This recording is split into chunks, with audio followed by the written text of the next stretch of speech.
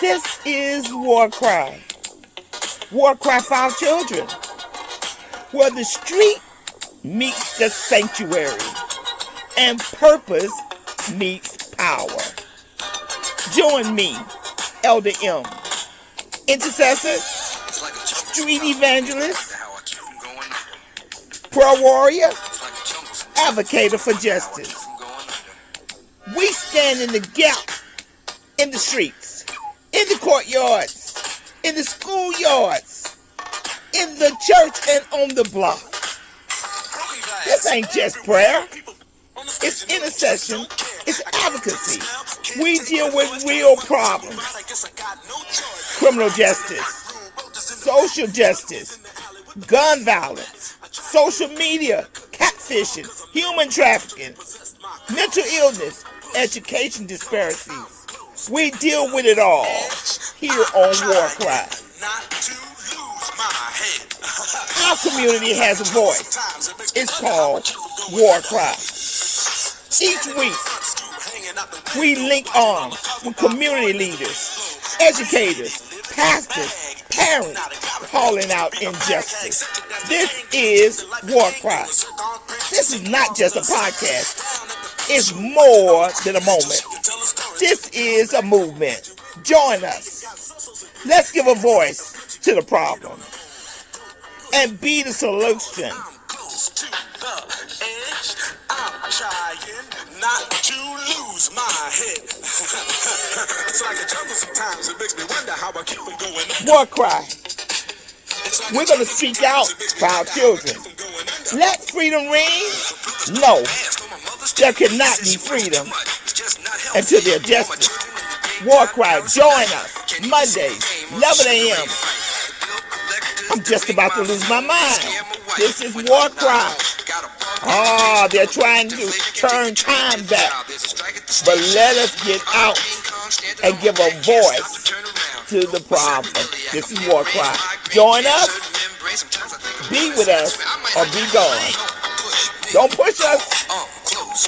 This is WarCry. Trying not to lose my head. It's like a jungle sometimes. It makes me wonder how I keep from going under. We're not going under. This is WarCry. This is WarCry, and we are so excited about our guest today. You know, WarCry is a biblical-based urban podcast. This is WarCry, cry loud, spare not. WarCry for our children, WarCry for justice, WarCry for our communities, WarCry for our poor curriculums in our school system. This is WarCry. WarCry for justice? But is there really justice? Well, we're going to talk about that today. This is WarCry. And we thank you for supporting us. Please, this is an urban television podcast, and we want you to link up with us and become a partner. WarCry, grassroots, hood therapy, you name it, we talk about it. And not only do we talk about it, real people, real problems with real solutions. WarCry, we're tired of it. We're not taking it anymore. I'm just about to lose my mind, but guess what? I'm going to stay on this side with a good mind. This is WarCry, and we're going to look at our panel today. Come on, bring our panel in. I am so excited about our panel. We're so excited about our panel. Bring them up today. This is WarCry, and we're going to get justice. We're going to have justice, and we're going to be about justice. Now, what we're going to do today, panel, we have a very special guest, Dr. Divine Pryor. He is so dear to my heart. But before we do introduce him, I want you guys to take a look at this first video and tell me, how do you feel after looking at this first video? Let's go to it now.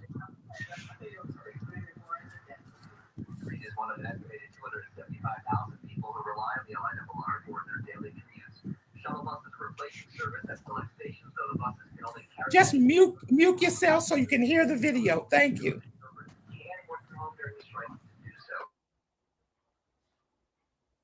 What will it take for us to feel one another? I ask, what does it take to heal each other? When will it stop? The need to kill each other? I guess we'll never know why we don't deal with each other.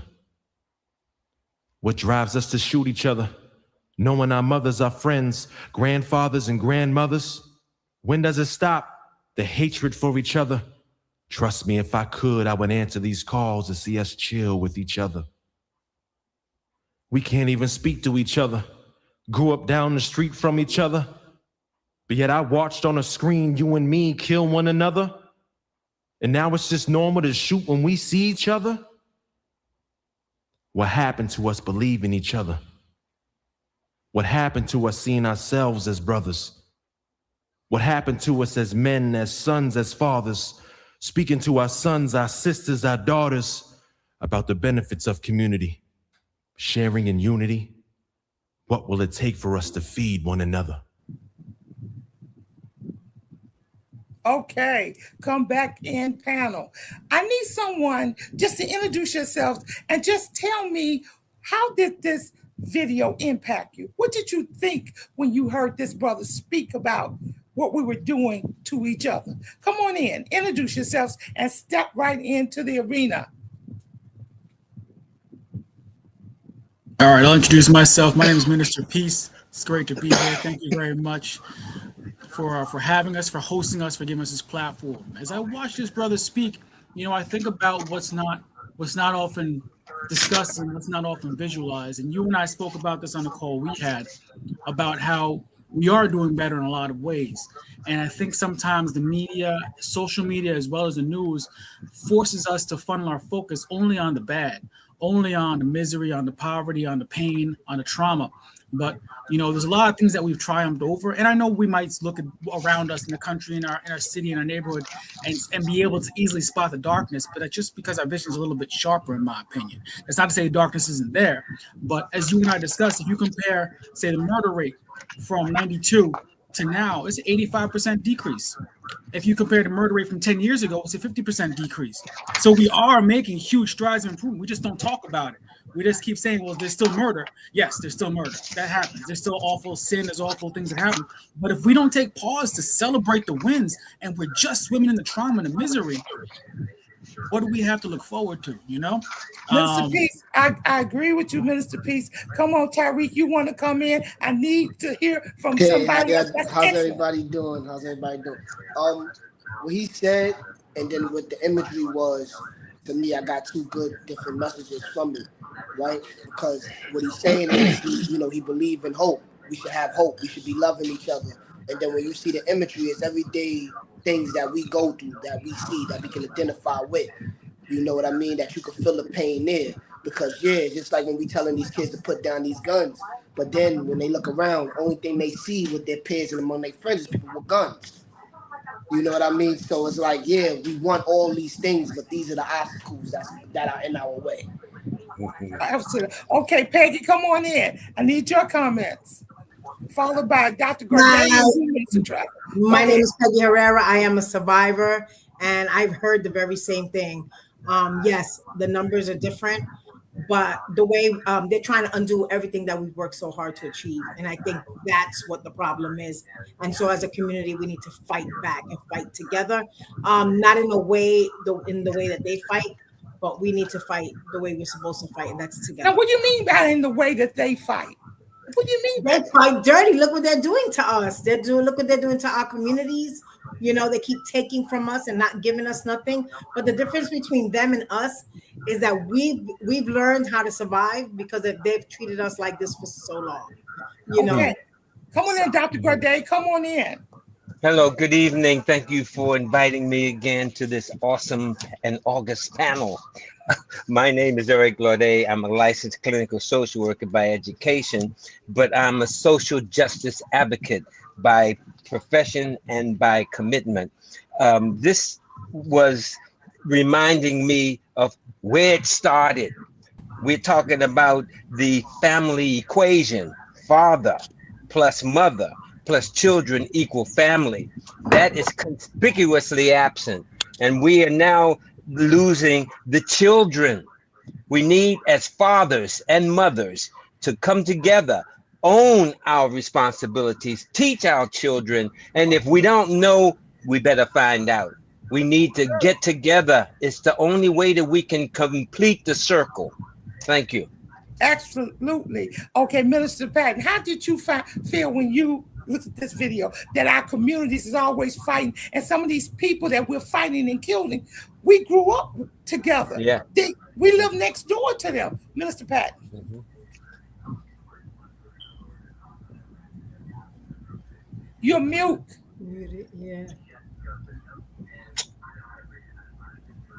A lot to do with how we perceived ourselves. And I'm going to go back to what our sister Peggy said, and I agree with her.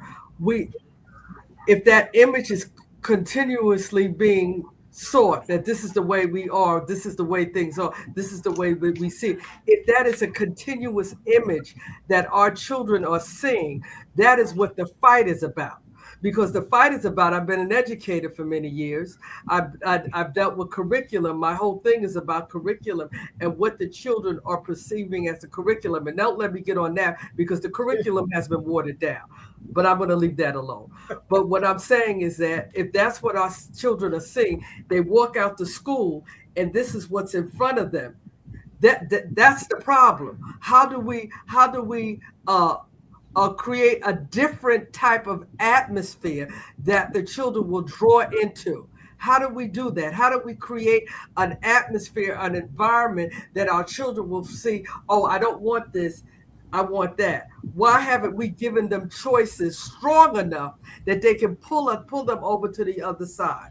And of course, I'm going to say the church has a lot to do with it. Okay. All right. We have Victor on. Victor, you didn't see the video, but it was about this brother who was saying, why are we killing each other? And that's what the conversation is about. Victor, would you just like to comment?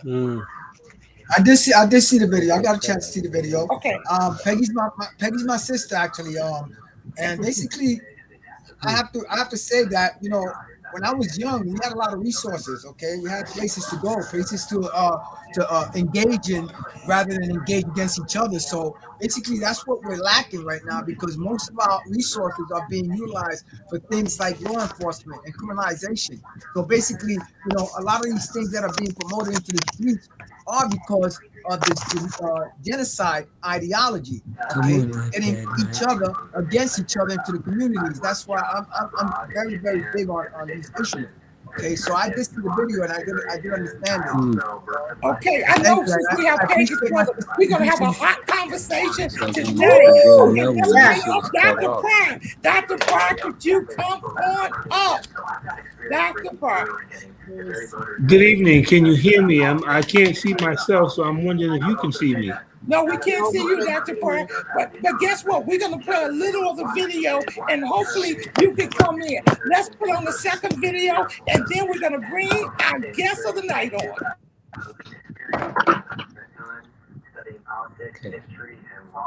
Hello.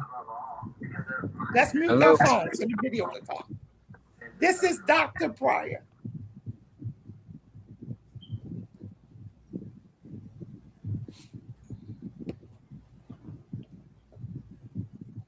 Okay, we can't hear the video.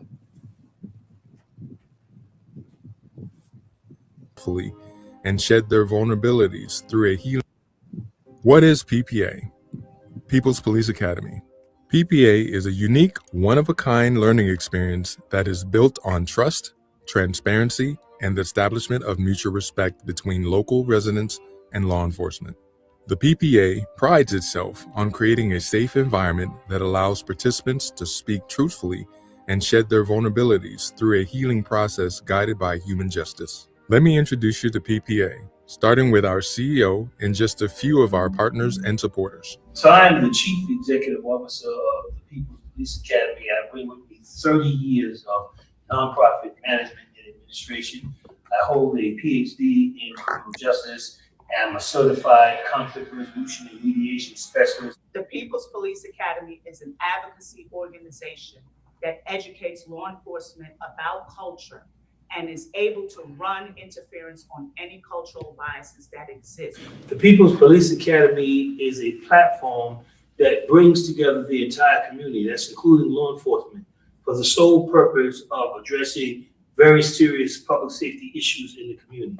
I spent over 25 years working with communities, chief executive officer, executive director, chief operating officer, president of local-based community work. Being raised on Staten Island, I was raised around violence,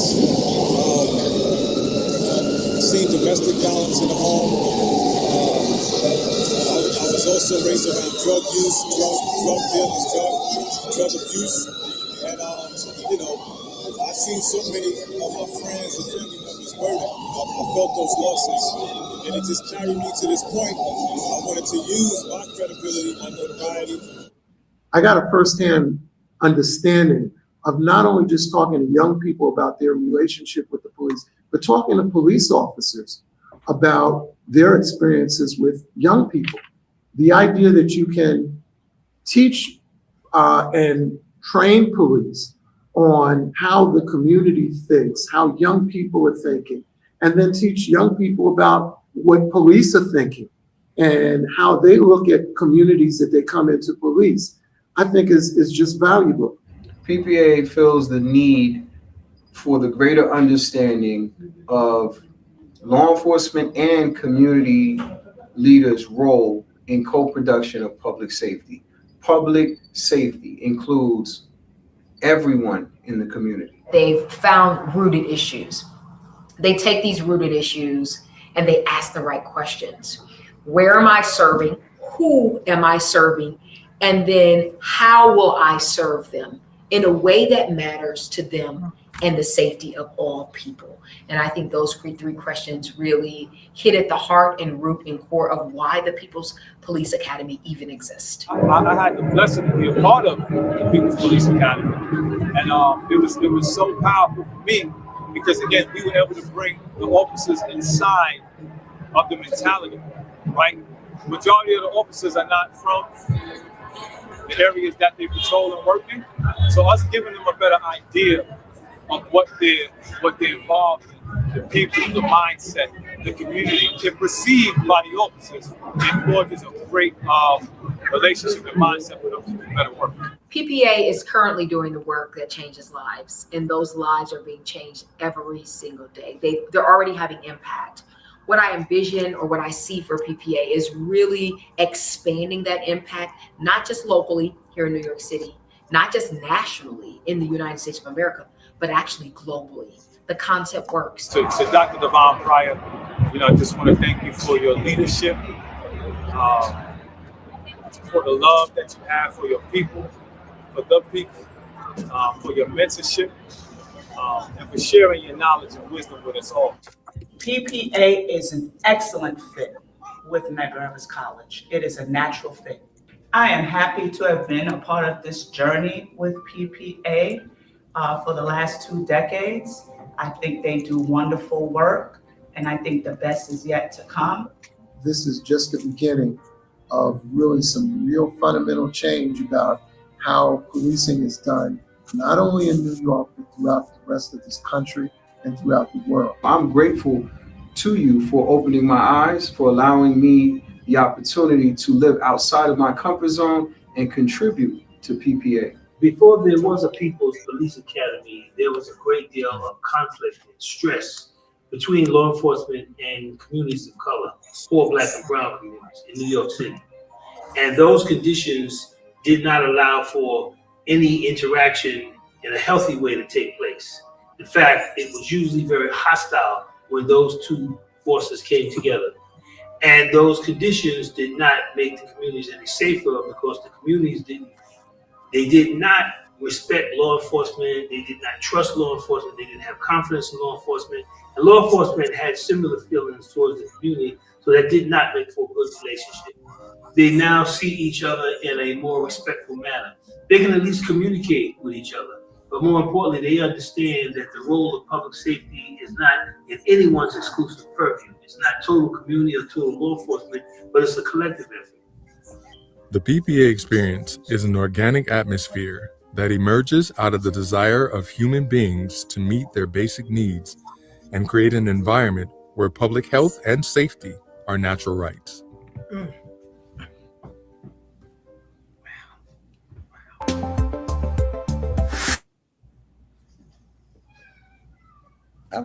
let's go to Dr. Pryor. See, he may be having a little problems with his video. Dr. Pryor, are you there? I'm here. Yes, I can see everyone. And unfortunately, you cannot see me. But as long as you can hear me, we're going to get the job done. How's everybody doing this evening? Everybody's unmuted. We are so excited. Feeling blessed. Yes. Great. I'm honored to be here. I consider it, a privilege to, be in the company of greatness. I just enjoy being with my people and having real conversations. I already know this is going to be hot. I can tell by the comments that y'all made already that this is about to get heated up, and it's all good, and I will say this. We're going to come at this from a variety of perspectives. This is a very complex issue. There's no one size fits all. I know that we're all doing the work, putting in the work, been doing the work for a long, long time. And, we're all striving for greatness and attempting to try to reverse the damage that's been done to our people. So there's no such thing as a wrong answer. I respect everyone's point of view. It doesn't make a difference to me if we agree, disagree, as long as we do it respectfully. And we're here, for a collective purpose, and that is to try to free our people from this system of oppression. That being said, I'm going to start off by simply saying I never thought that I would end up, in the position that I'm in now. I'll share a little bit about my history. I am an example of the failed public school system. I was a young man in the public school. I was inquisitive. I was brave. I was smart. I asked a lot of questions, and because I was that way and the public school system wasn't prepared for a young black boy to be asking that many questions, they said that I was disrupting the class. They said I was incorrigible. And, all the things that they said, they would put me in detention. And I would go in detention and I would organize the kids in detention because I love reading, writing, and math and science. I've always been kind of nerdy. And they, when the kids got out of detention and they were supposed to go back to class, they would come to school the next day and come back to detention. And the council would say, no, you only had 1 day or 2 days. You got to go back to class. They said, no, that guy in there is helping me. I want to go back. And they still didn't take a closer look to say what's happening, with this young black boy. So long story short, I end up, in the streets, and the streets embraced me with open arms, and who wouldn't want to be embraced, and they said, we understand that you know how to start a car without a key. I said, oh, yeah, I know how to do that. And they said, could you show us? And that was my introduction to the street. I hot-wired the car. And they would give me $20. They would say, if you go in this window and open the door, I'll give you 2 20s, And at that time, I'm 10, 11, 12 years old, and I'm getting love from the streets, and I'm getting dollars in my pocket. And, before you know it, I was in the street, but I always had a book in my pocket, always had a book. And when I eventually, was arrested and brought into the system, I remember sitting on my bunk bed one day and saying, how would somebody, all I want to do is read. I just want to write. I want to do science. How does somebody with that kind of passion, and motivation and interest in education end up in the criminal punishment system? And so I started asking the question, how many more people like me are in this system? This predates the school to prison pipeline. This predates the report that was released by the Children's Defense Fund that went not from school to prison pipeline, but cradle to prison pipeline. And they were able to indicate there's an intentional effort, particularly against black boys, to funnel them into the juvenile justice system in order for them to populate an ecosystem that serves the economic interests of people who don't look like us. And so for those who are out there talking about the system is broken, I hate to report to you the fact that the system is not broken. The system is working the way it was designed. It's producing the results that it was designed to produce. And the outcomes that we see are only going to change when we change them. No, the system's not broken, but we have to break the system. We have to disrupt the cradle to prison pipeline. We have to undermine all of their efforts. We have to put our lives on the line if that's what it takes, because if we don't have anything worth dying for, we don't have nothing worth living for. And I think our children, our youth who are under attack, through this criminalized system is worth us putting everything on the line for. And so I'm ready to do everything and anything in my power to disrupt this system, to undermine this effort to try to take our future away from us. And that's where I stand on the issue. That's where I open up. So let's let it get hot. Let's get hot up in here. Let it get hot. I'll jump right off with a question. Should private prisons exist if the profit is on our back? Should private prisons exist if it depends on Black incarceration? Now, we don't have to say Black, but we know the majority that's in there. Should we have private prisons? I'm jumping straight off. I'm gonna let somebody else take that because I don't want to. Y'all go ahead and jump in there. I'll chime in where necessary. Yeah. Should we have what?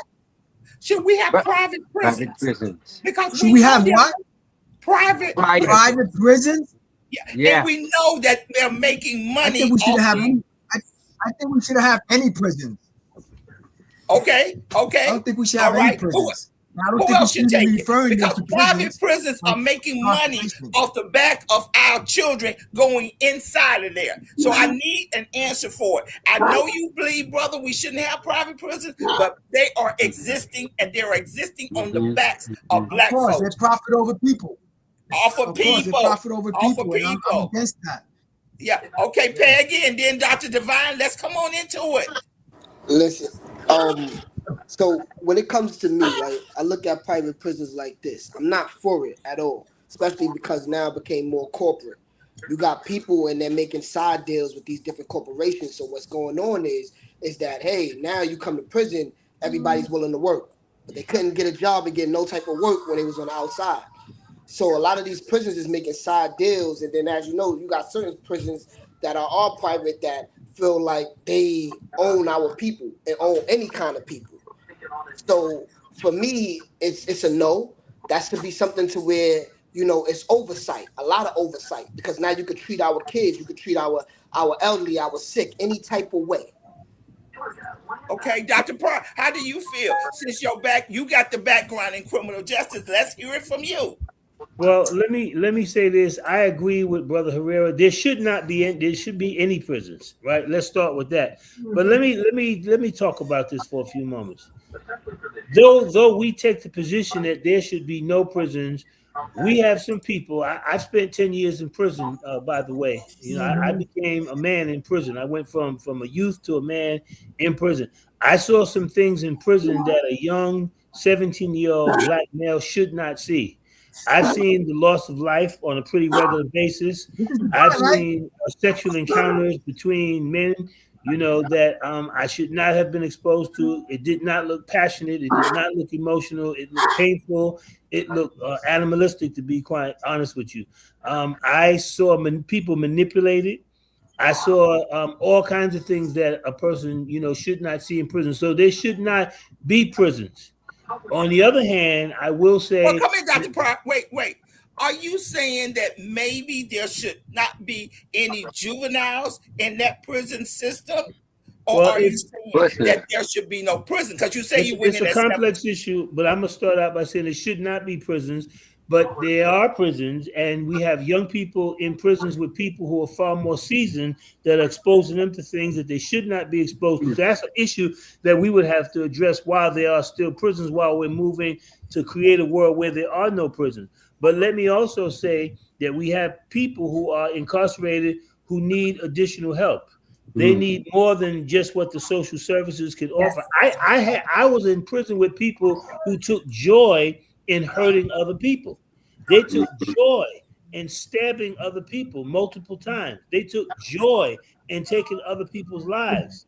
They took joy in raping other people. I mean, you know, and so we have to have some way of dealing with individuals who have a propensity for violence, you know, people who have some challenges that the average social worker doesn't have the skill set to deal with. We have to figure that out. And I'll tell you this, and this is where it really gets controversial.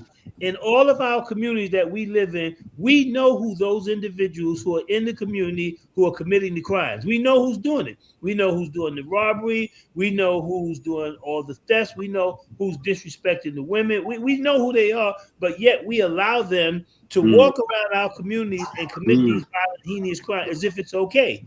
That's the conversation that we need to be having. How can, for lack of a better name, how can Bob Kim and them be allowed to sell drugs to young people on their way to and from school? Why should we allow them to kill and shoot and hurt people? And we know it's them who's doing it. How is this possible? How are we even allowing this to happen?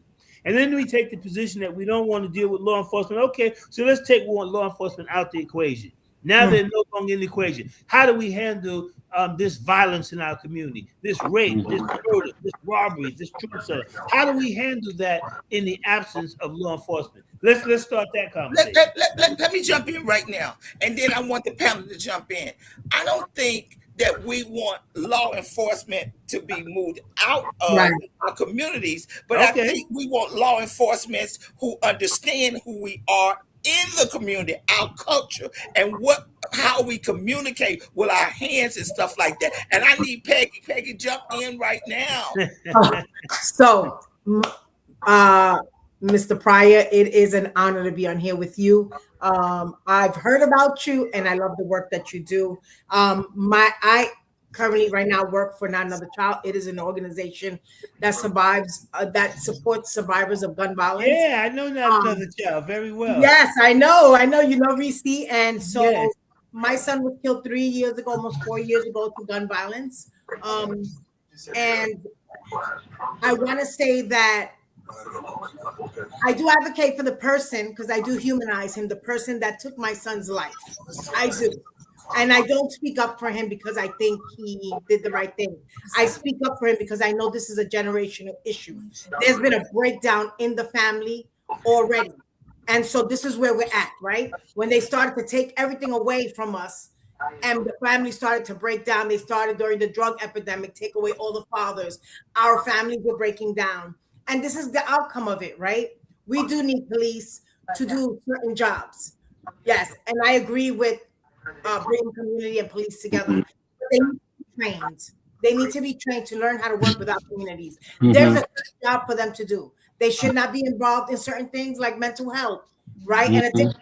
Those things are left to people who can deal with that people who are trained to do those jobs. That being having addiction is not a crime. Mental health is not a crime. Your culture is not a crime. And so we see that being criminalized. And I think that with the jail system, while I am part of the Close Rikers campaign, I do agree that the person who took my son's life, when I see him appear before the judge, he's chained up.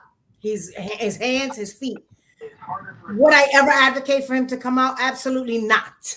You are not ready to be in society. No way. Now, do I think that on day one, if you call the Department of Corrections, then what are you correcting? You should be correcting behavior. I think reentry starts day one, which is called reprogramming. You don't tell them 10 years later, 30 days before they're going home, that you have all these expectations on them. That's a setup for failure. And you know they're gonna come back because they have nothing to go out with. But when you start day one, you teach them structure. You give them a job while they're there.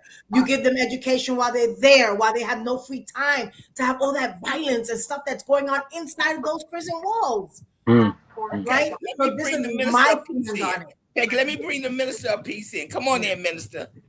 So my take's kind of radical, right? Because I do believe we need prisons, because there are people out there who intend to harm people. And as Dr. Devine mentioned, they take joy in it.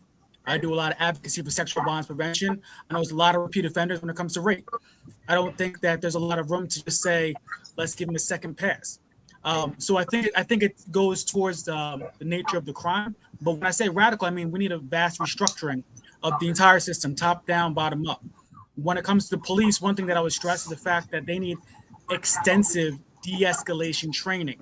I can't tell you how many times myself, as a young Black man, has had to de-escalate the police from their fear from their moment of nervousness when they have a gun pulled to me for just being in a white neighborhood, and I'm like, okay, let me walk you through this. And at the end of the encounter, they actually said, "Thank you so much." You know, I'm like, bro, this isn't my first rodeo, and I'm more annoyed and disappointed that I had to calm you down, like I had to use tactics because my behavior, my background's in behavior analysis and behavior change, kids with autism. So I had to use my knowledge set that I use for toddlers with autism on an officer to de-escalate him because he can't handle seeing a black man in a neighborhood he doesn't expect to see living. And that's not the only time I had to do that, right? So I shouldn't have to use that skill set. They should be taught extensively de-escalation first. In the UK, officers don't have guns. They're still alive. How are they doing? How do they do it, right? In America, we have a sense, no, they have to have lethal force. No, you don't. You don't need lethal force. You want lethal force. You enjoy it. So we need to make sure that we train them, we screen them for violent tendencies. And then on top of that, when it comes to prisons, right? Like I don't think most crimes require prison, but there are some people who are a genuine threat temporarily. I don't think as a minister in my ministry, I believe everyone's worthy and viable for redemption. I really do. Right? It doesn't mean that everyone's contrite at the same time. Not everyone's ready for forgiveness just because they said sorry. Like, are you really sorry? Or are you just playing this? You have to be able to tell a difference. But that being said, I think alternative incarceration, I think alternative detention need to be fleshed out a lot more. We need to actively work together with our legislators, with our city council members, and say, hey, this kid, first time offense, he's walking home, he got caught with a gun on him because he knows if he walks down this block, he's gonna be rolled up on by some violent individuals. Let's give this kid a second chance instead of treating him like he's some violent thug. You know, and then give him community. Mr. Peace, I got to bring somebody else on. Okay, that's fair. Dr. Goday, come on in, Dr. Goday. Thank you very much. Stop and frisk. We have stop and frisk in our communities. Listen, what we have. On that. Just a minute. Dr. Pryor, your philosophy is what my whole thesis was on in my doctoral program. That we are not broken. Nothing here is broken.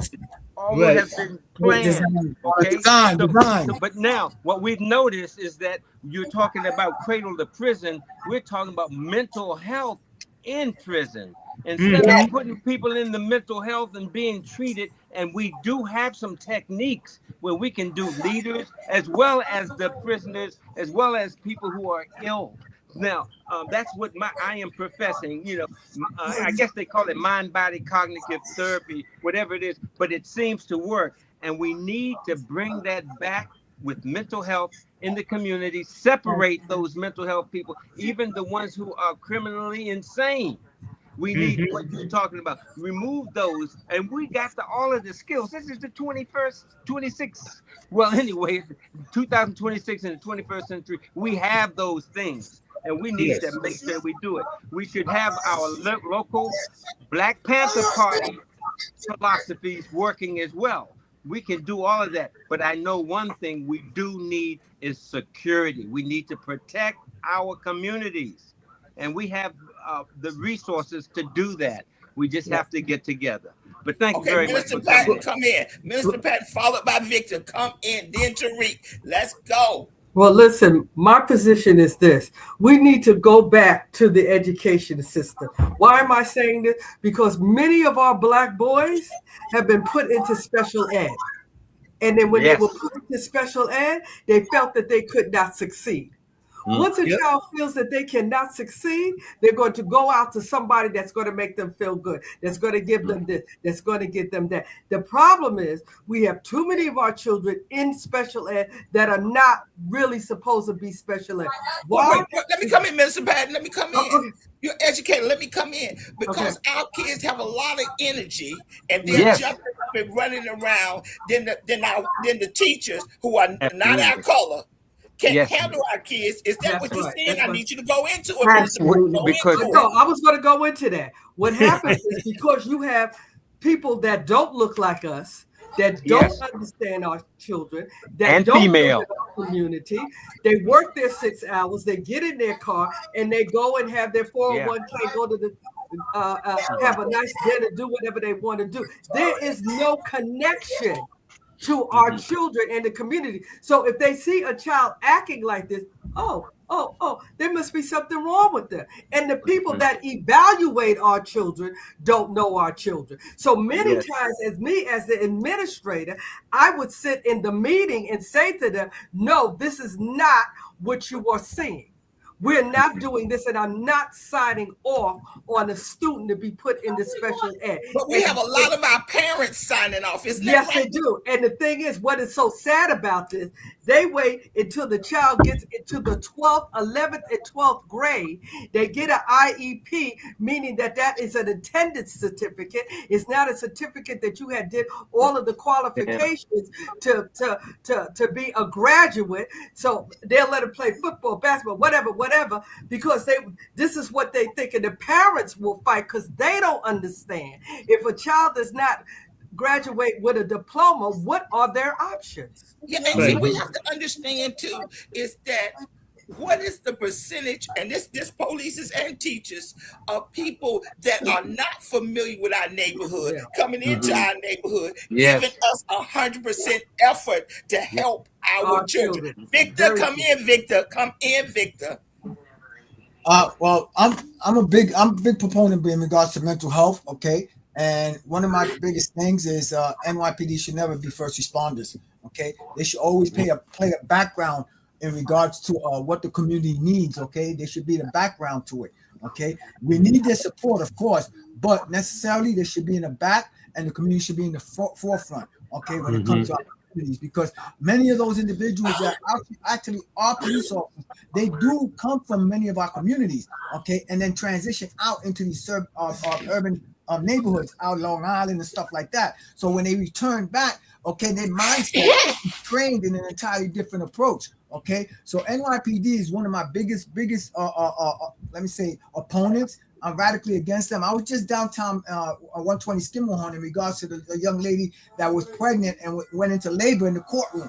Okay, and the treatment of how they treated her in the court in regards to her being shackled while she's having the baby. Okay, that's a genetic code that's being sent to that child before he's even born. Okay, so these things are the things that we have to worry about when it comes to our community. Okay, genetically, genocide, all these things are all part of a factor that this system really designed to turn around and target our communities. Okay, so I am currently working on changing many of the patrol guide language. Okay, in terms of people experiencing emotional crisis. Okay, and people who actually are being incarcerated as a result of this targeting of our communities.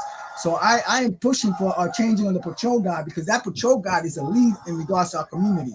Okay, Tariq, come in, Tariq. So speaking as somebody who had an IEP, right? I would say this: I wasn't in special ed; I was in general class. But when you have an IEP, you're given two options. You could take a Regents diploma or equivalent type of diploma. Yes. And that's just an option. You know, for some parents, they'll probably put their kids in there for behavioral things, but sometimes it's needed because the kid needs more time with their tests. It doesn't mean that they're special or anything else, but it gives the kid a fair chance because sometimes they got time limits on tests. So, you know, I do agree with you. The kid doesn't have any choice in that manner. It is a parent thing. But at the same sense, I can't complain about it, because if it wasn't for that, I wouldn't be able to graduate with a regular Regents diploma because I had that time. So, you know, it works to his benefits based on those kids' special needs. Now, on top of when it comes to stop and frisk, you know, I do agree with you to a certain extent, because at the same sense, now it has gotten to the point that because we don't have control over it, they feel like they have to control us. And that's the thing that's going on in our community right now, a lack of accountability among ourselves. We must hold the people that we're putting into office accountable, the people that we're backing, because at the same sense, they stay in office a lot longer than any president. And sometimes they even outweigh those who are working those jobs. When we talk about NYPD, understand this. A lot of politicians will come in our face and talk that talk, but they don't never put a law or a bill in place to enforce mental health training, to enforce our communities to come together and these TA boards to come together and say, listen, let's put away these guns. Half of the time when these parents are losing their babies and kids are dying, they don't show up until it makes major news. until now it's a good for a photo op. Yeah, So we got to hold them accountable, but we also got to say, listen, it's our job now. It's It's our no job. longer everybody It's our else. job. I just want to piggyback on that, because what he said is really important. When you hold your politician accountable, understand they have the ability to write laws that change the top-down governance. If they're just showing up for a photo op, they're fake, and you got to call them out on that. Because I work with legislators for the last 12 years, and they do a lot of this and say, oh, we can't do this. Like, well, why aren't you being more creative with your pen? Why aren't you being more creative to solve problems? Mr. Peace, can I say something? We don't see some of them until it's time for re-election. Then they come out, they give us the popcorn and the Kool-Aid, and they want our votes. And then once they get in office, we go back to them, and they're like, well, who are you? Well, and that's why I say we got to stop voting. Like they feel like they're guaranteed to get us because we're Democrat, right? Dr. They're Pryor, not even trying. Dr. Pryor, we gave you a whole lot of stuff mixed up. Come in, Dr. Pryor. To do a part 2 and a part 3, right? Because we're really doing ourselves an injustice, because we're really just scratching the surface here. There's so much more to be seen. But what we need to know, first of all, you're absolutely right. We allow these elected officials to come into our sanctuaries when it's election time and kiss babies and take photo ops and then walk away, and then we don't see them no more until the next election round comes. We need to put that to a stop. That needs to not be continued. Secondly, we need to be more civically engaged. There's nothing that bothers me more than to go to a community board meeting and we're not there, to go to a school board meeting and we're not there, to go to a block association meeting and we're not there. We have a lot of complaints and we have a lot of things that we want to say, but we don't say them in the right venues. So we have to get much more civically engaged, much more civically involved. And I'll tell you this, there is a community, for those who are familiar with Brooklyn, the borough of Brooklyn. If you want to know how a community has community control like we can have it, go down Eastern Parkway.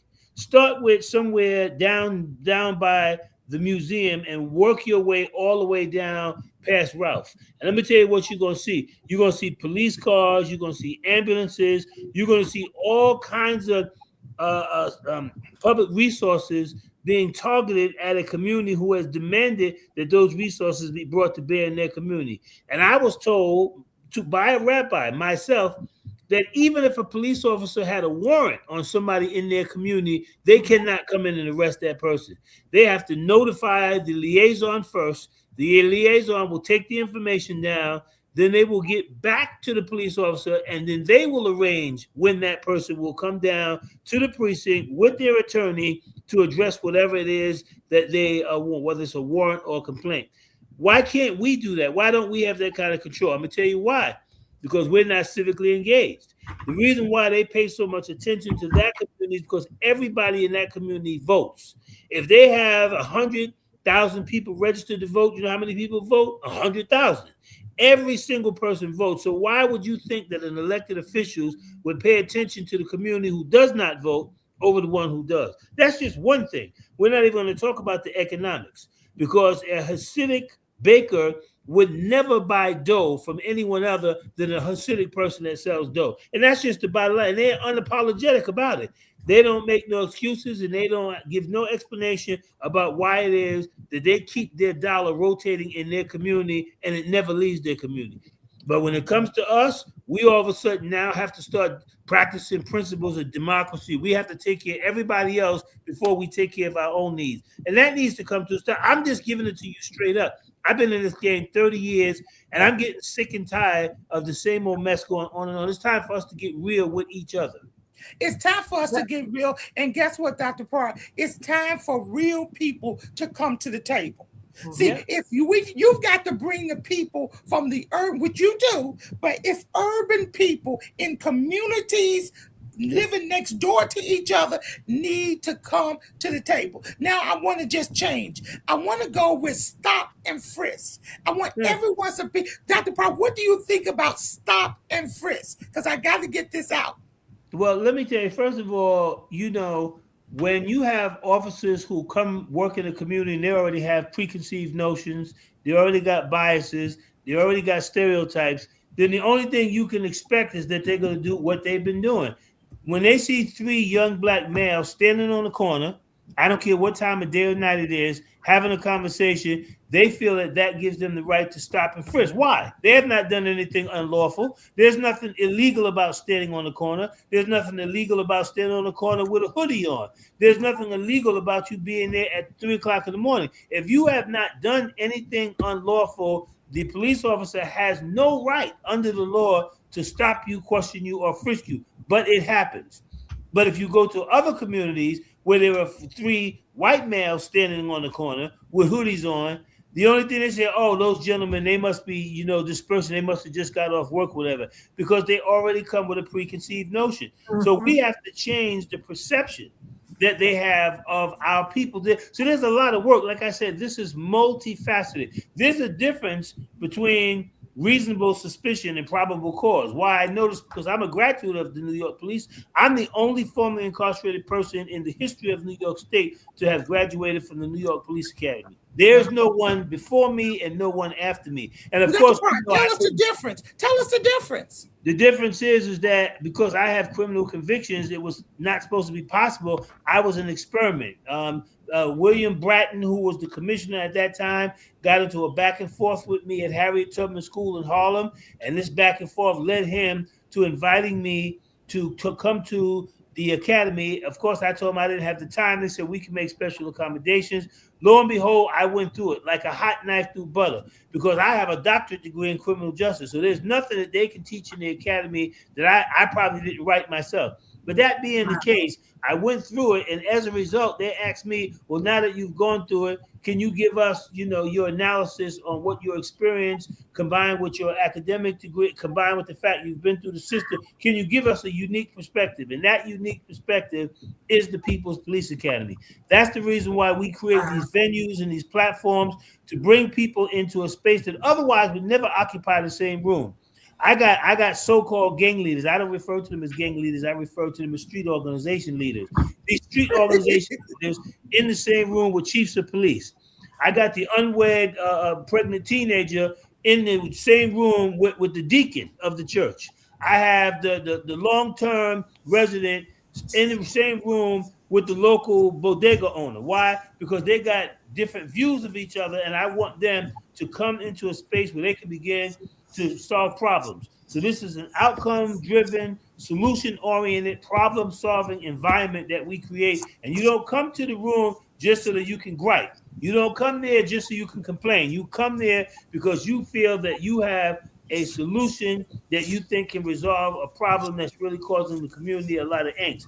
That's why we do this People's Police Academy work. I never thought I'd be doing it. I'm the last person that I thought would have been doing this work. But guess what? Somebody's got to do it. Because guess what? The police are not going away. And as long as they're going to be in our community, we should have community control. We should manage their footprint. Everything. Now that brings Dr. Pryor. Let me just come in. So tell us, what is community policing?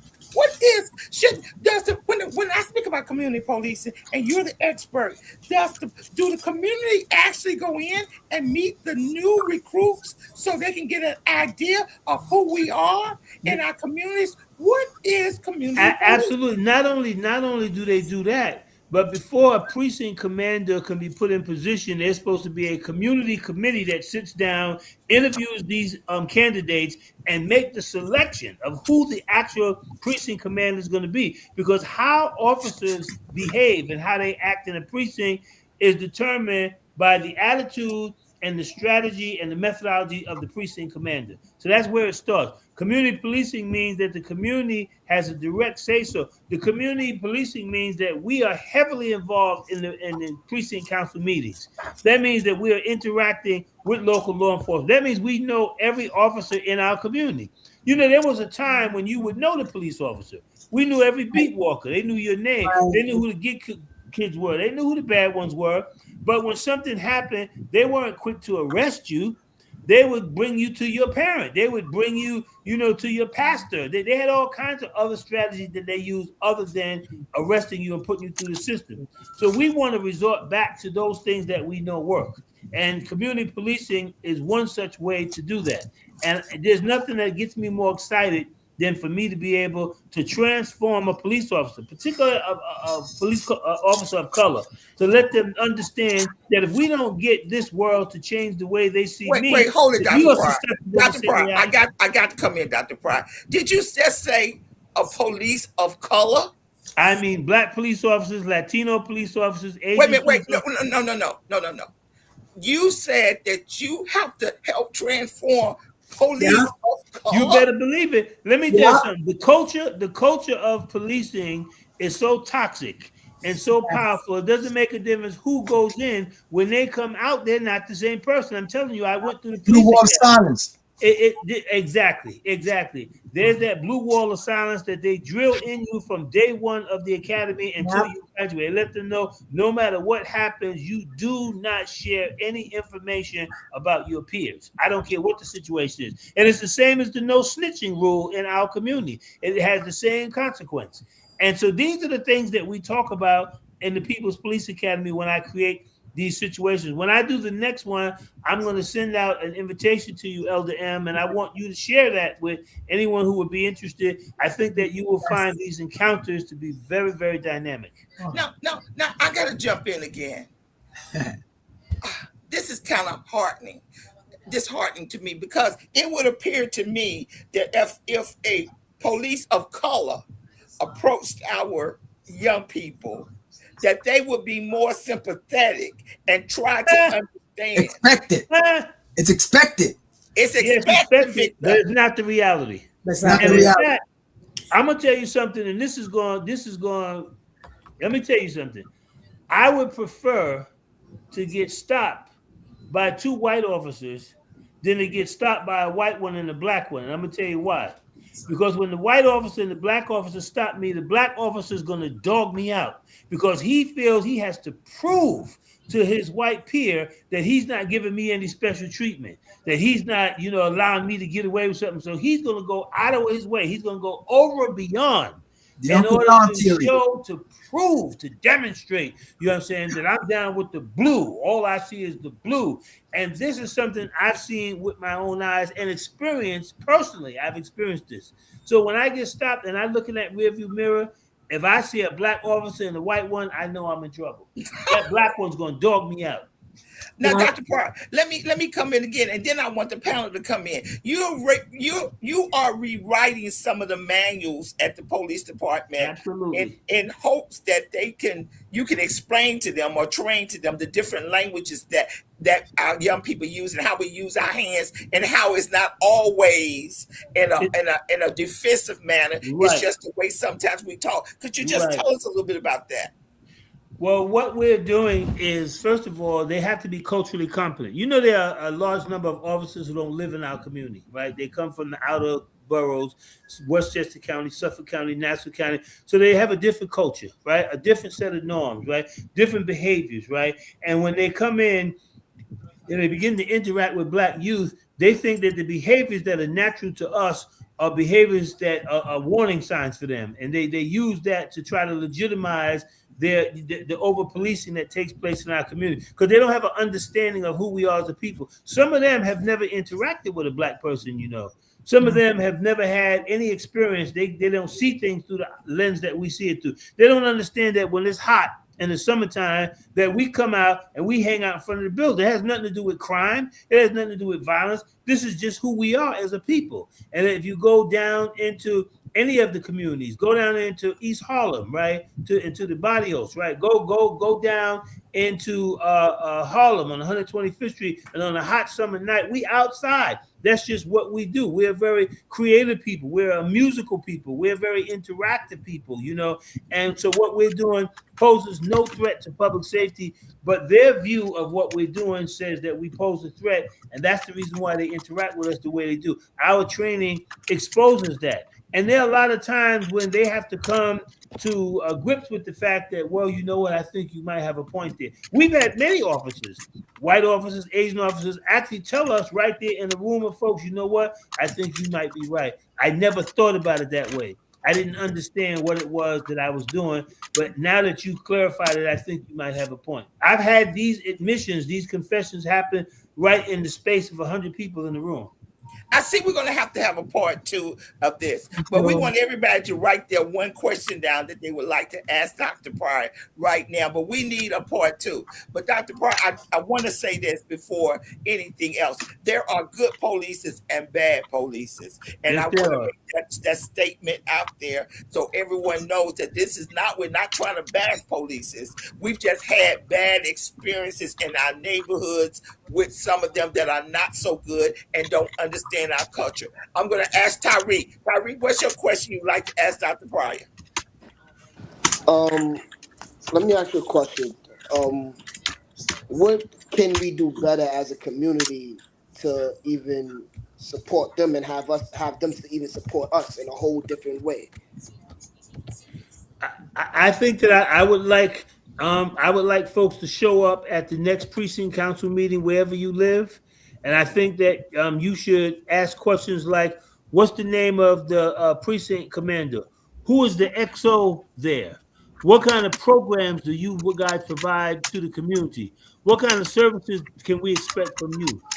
I would ask a question like, when you see me on the street and I see you on the street, what should I expect from you and what should you expect from me? Ask them some real hard questions and see what it is that they have to say. I would be really curious to hear what the responses were. You probably get a variety of different responses because, believe it or not, and this I'm sure this is hard pressed, there are actually a lot of police officers on the force who ain't out to get you. They don't get up in the morning and say, "I'm here to get you." But I remember my grandmother, when I used to go down south in the summertime and pick apples, she used to always say, "Boy, don't you put no rotten apple inside that barrel." You know why? Because if you got a barrel full of fresh apples and you throw one rotten apple in there, that rot spreads to all the apples. So we know, just like in the community, we got Barkim and them on the police force, they got them too. They have some rotten apples that they have to get off there. Otherwise, it poisons the entire force and it gives them a bad name. But I'm going to be honest with you, and I never thought I'd hear myself live to see the day to hear me say these words. I know for a fact that every officer does not get up every morning to say, "I want to go out and kill a black man. I want to go out." It's just not true. It's just not true. But Okay, there are bring Victor in. Victor, come in with your question for Dr. Pryor. 1 minute. Well, first of all, Dr. Pryor, me and you have met before many, many years ago. Okay. Oh, did we? Yeah, I know you. I know you very well. Okay. Okay. I met you through, Glenn Martin. Yes, I do. Okay, he's my mentor and a good friend of mine. Honestly, since Elder M mentioned, okay, you're working on changing the patrol guide, and to be honest, I'm working on the same thing, and I would love to actually join with you in terms of looking over this patrol guide, because I have the whole patrol guide in my computer. I've been doing a lot of work on it. Oh, I do as well. Good. Yes. And I honestly, a lot of the things that you've said, okay, is basically in line with everything that I do. Okay, that's my sister Peggy. Okay, Herrera. Okay, my nephew was brutally murdered, and yes, I am about accountability. Jonathan Darch of Civilian Complaint Review Board is a good friend of mine. Okay. Executive director, and I know him for 30 years. Okay, and I do a lot of work with them in terms of how we can hold law enforcement in terms of not accountability solely, but how we can interact with them in a sense where our youth and our young are not targeted, where incarceration is always primary for them, or arrest. Okay, and that's basically my one question. How can we best approach this whole situation about having these officers look at our community in a sense where they can help rather than target? Well, it's interesting you said that. There's a formula that we use at the People's Police Academy. We spend 3 days. It's a 3-day intensive training. They have to commit to 3 days, 3 consecutive days.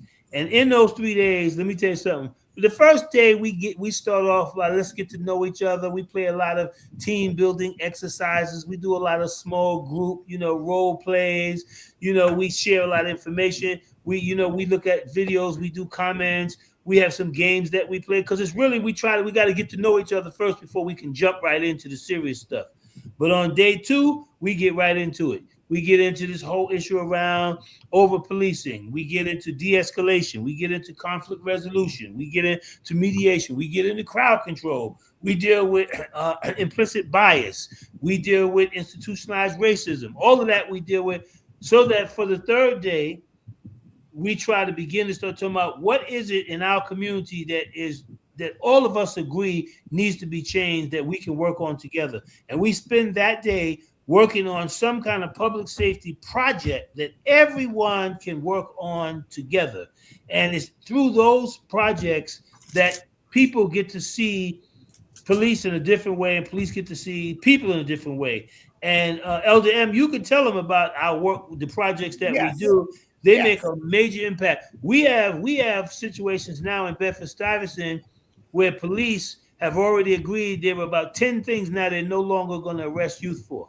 So they're not arresting them no longer for stealing bikes, turnstiles, stealing something out the store. None of those offenses that they would handcuff them and take away, they're not arresting them anymore. Instead, we're going to have to have a part two. We got to have a part two, because I want to get everybody on. Dr. Gorday, you got a minute to ask your question, followed by Peggy. Minister Patton, 1 minute. Let's go. Okay. Let me get my listen. All right. I have so many questions, but I'm just going to ask this first one. What is the structure of your program so I can fit in, or where I can fit in? But I want to know, how does it work out? Or do you have community leaders in each borough? Do you have one across the country? Talk to me. Well, it's interesting you said that. We're now in the City University of New York. We're at the historic Medgar Evers College. We are both an academic center and an activist organization. We work a lot with students on campus, not only just Medgar, but in many of the CUNY campuses, John Jay, Hunter College, a variety of colleges throughout the city, who are interested in careers in public safety. And we give them internships. We arrange for them to have internships in the courts, in the chambers of the judges, in Department of Probation if they're interested, or NYPD, or any of the other law enforcement agencies. We have a public safety council that meets 4 times a year, comprised of FBI, comprised of DOJ, the U.S. Attorney's Office, the Department of Probation, NYPD, of course. We have DOE on there, NYCHA, and when we meet, we have very, very, very serious discussions about how we can make our community safer. And then we also have data that we collect, and we have a lot of data, and we're trying to figure out now what we do with it. I know that you'd be interested in that. Yes. The NYPD is not very generous when it comes to giving up data. We have to get from them what we can get while we have them in our quote unquote custody over those 3 days. Anything after that is very hard to get. So we're trying to create an instrument that allows us to get as much information as we can from them over the 3 days that we have them with us, so that we can probably use that data later on. We might have to extrapolate that data into situations that are not technically real, because they won't allow us to do the kind of follow-up we need to do. You and I should have a conversation. And that will make sure that you guys have a conversation. Peggy, I put my email and my phone number in the chat, so it's in there right now. My number right to my office, and my email's right there. Peggy, your question. Yes, quickly, I want to say, Dr. Pryor, I was arrested when I called for help when my son was in a crisis. I lost my husband to cancer, my dad to COVID, and my child to gun violence. Oh, I'm so sorry. I'm at a place in my life where I've rallied, I've spoken. Now it's about changing policies and putting bills in place. I'm on so many fights. My question to you today is, you kind of answered it a little bit. How do we change their perspective? And how do I get involved in that? Do you have a certificate program for me, for us here, that we can join? As I know you say you have for the youth and all that, but I like to do certificate programs. I like to learn. I want to understand all of that, how I put a policy in place, how I make change, how I make a difference. Because right now, when I look at my hands, yes, I have one daughter, I have some grandchildren. My hands are empty right now, but God gave me purpose, and I want to take and use that to go out and make a difference. So where do I start, and when is your next meeting? You start with, you send me an email, and you and I'll set something. We'll have a conversation, maybe a Zoom, maybe in person. We'll figure it out. And we are working on a 12-week certificate program for community violence interrupters. And we had a pilot that we just ran. The pilot went very well. We're tweaking it now, trying to figure out how to modify it, adjust it, add more, take away. We're maybe going to run the next certificate program on community violence prevention in the fall. So that gives us some time for us to communicate with each other. And I would love to have a conversation with you. I like your energy, Peggy. I'm feeling your energy. Okay. You know? Minister Peace, come in, Minister Peace. Bring some of that energy. All right, I'll be real quick with it. Again, thank you for your time. I'm working on ATI and ATD legislation right now, and I'm just curious if you'd be interested in helping work with me, because the more coalitions I build, the more that the legislators take it seriously. Again, I want to expand those who are eligible for alternatives to incarceration, as well as expand what crimes are eligible for. Right now, we only funnel people towards mental health and substance abuse clinics, and that's not always best for people in our community. That doesn't yield the right results for all people. But there are a lot of community-based organizations, a lot of peer-to-peer support, parent-to-peer support, mentorship programs across evidence-based platforms that can actually produce a lot of results and that have years of results. And so I want to make sure that legislators put that into they draft it, they pass it, so we give our kids more opportunities and just be funneled through that pipeline over and over and over again. So if you be down, let me know. The answer is yes. Anything I can do to contribute and support, I will. Is there any particular legislator you're working with now on that piece of legislation? I'm talking to Senate Member Chantel Jackson. She's the chair of the Black Legislative Task Force. There's others who I work with as well, but she's my primary point. Let's communicate. Snatch my email. I already did. Sounds good. Okay, Minister Patton, 1 minute, Minister Patton, and then Tyreek, and then we're going to give it to Dr. Pryor to make the last remarks. First of all, I would like to be put on your list for when you have your next program, the 12-week certificate. And the reason why I'm interested in that is because we have too many of our children going from the school to the prison pipeline. So maybe that can give me some kind of insight of what that I can do. And yes, our children do have a 501c when they can have a Regents, and some of our children take advantage of it, but many of our children don't. But so I want to see if this thing can help me as far as an administrator, how I can touch the lives of our children, because too many of our children in our community is going from the school to the prison pipeline. And it's very disturbing for our babies. Send me an email and tell me that I'm interested in the 12-week certificate program, and I'll put you on the list. Make sure you send me all your info, and when we get ready to start promoting the next cohort, I will make sure that you get a notification, and I will look to see you in the classroom. We have a list right now. We have enough names on the list now to run 2 or 3 cohorts, right? But you just send me an email and you remind me that we met here on WarCry, and that will have a special meaning. Thank you. That'll have a special meaning to me, okay? Yes, WarCry. Okay, Tyreek, come in with your question to Dr. Pryor. I love what you're doing. I wanted to know what areas in the South Bronx or in the Bronx where you're going to be at, because we work close with the teens, and there's a lot of things that's going on, and this is ground zero where all the killings is happening and things like that. 100%, Just let me know, what's going on, because even today we was outside rallying for gun violence. I just had a protest, and we have a clear plan on how to bring communities together. So, I'm young, I'm like in my 30s. So at the end of the day, I feel like even when it comes to any of y'all, reach out to me. I'm here to work with any one of y'all. Y'all all dope in y'all own way. But you, sir, you also got things going. So just let me know where y'all gonna be at, safely in the South Bronx, so we can move in accordance with how the way you're moving. Good. I'm working with a group, RTG, out there. They're on 149th and 3rd.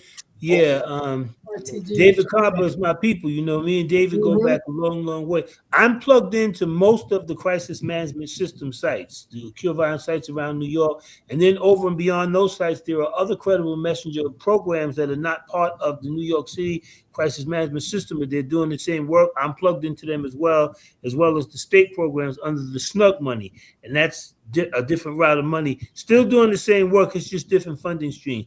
But I will share any information that I have with you. Anything that I have is yours.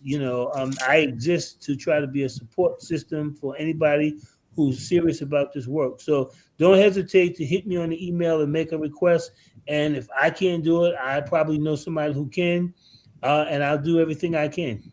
Dr. Pryor, we thank you so much. But before I even turn it over, I want to say a couple things. First of all, Dr. Pryor is extending People's Police Academy to Mississippi and other places.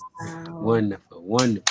Wow, yes, this is great. Yeah, I'll be in Jackson, Mississippi in 2 weeks. I just got back from Birmingham, Alabama, and the first week of July, I'll be in Columbus, Ohio.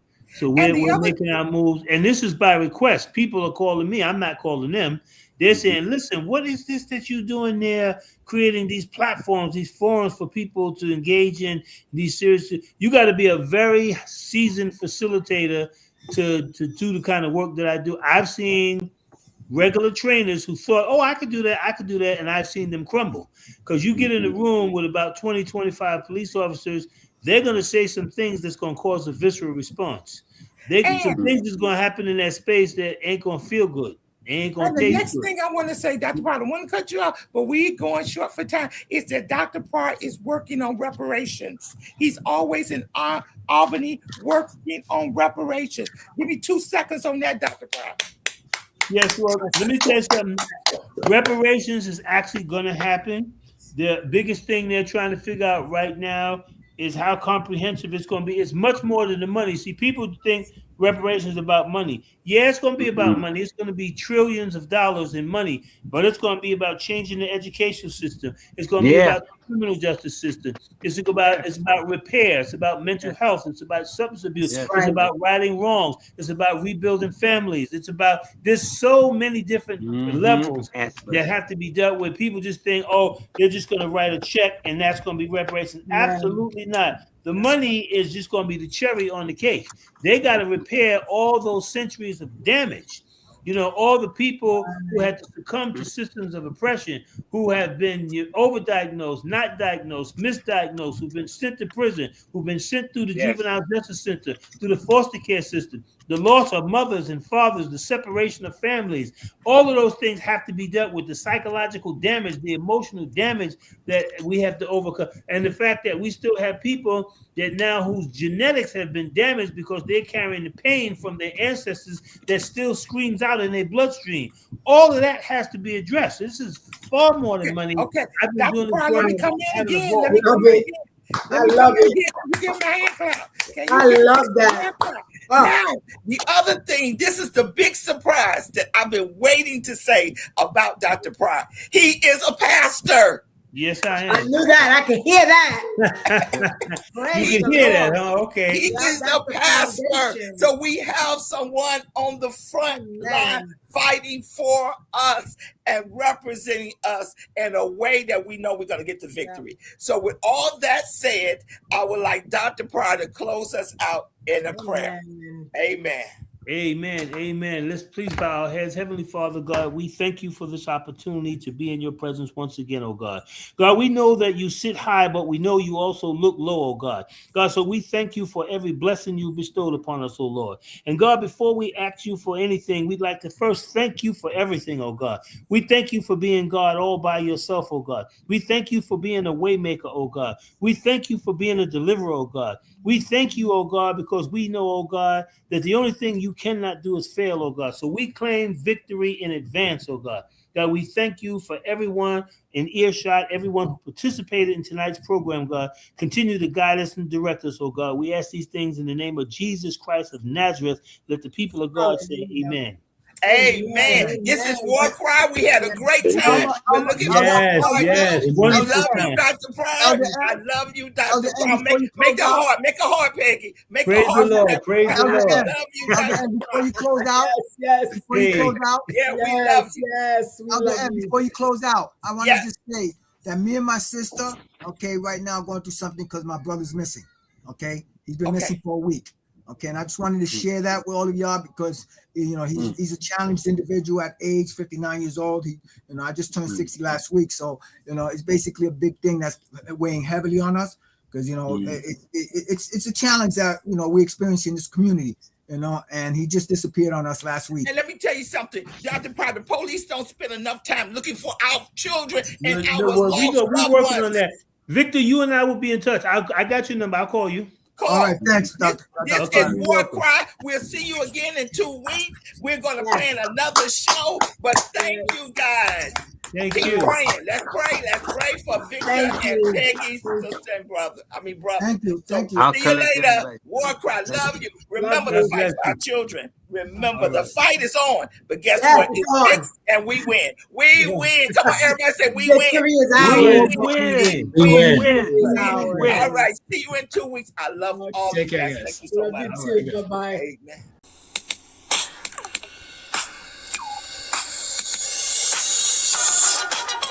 This is WarCry. WarCry for our children. Where the street meets the sanctuary and purpose meets power. Join me, Elder M, intercessor, street evangelist, prayer warrior, advocate for justice. We stand in the gap in the streets, in the courtyards, in the schoolyards, in the church and on the block. This ain't just prayer. It's intercession. It's advocacy. We deal with real problems. Criminal justice, social justice, gun violence, social media, catfishing, human trafficking, mental illness, education disparities. We deal with it all here on WarCry. Our community has a voice.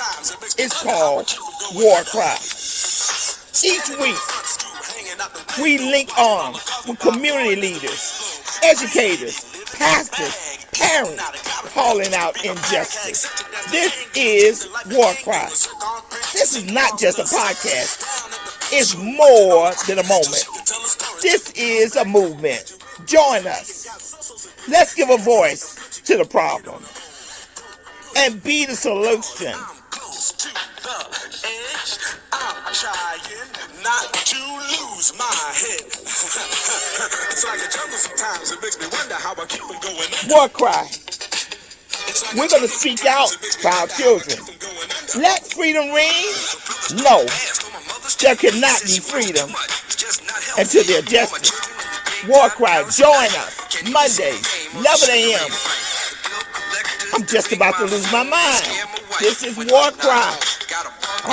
They're trying to turn time back. But let us get out and give a voice to the problem. This is WarCry. Join us, be with us, or be gone. Don't push us. This is WarCry. Trying not to lose my head. It's like a jungle sometimes. It makes me wonder how I keep from going under. We're not going under. This is WarCry.